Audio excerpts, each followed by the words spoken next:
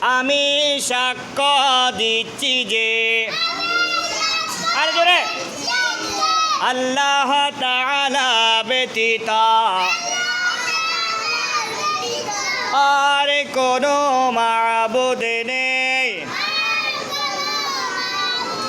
তিনি এক, তার কোনো শরীক নেই।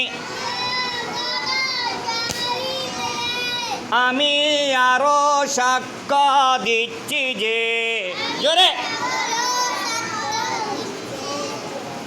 হযরত মুহাম্মদ মুস্তাফা সাল্লাল্লাহু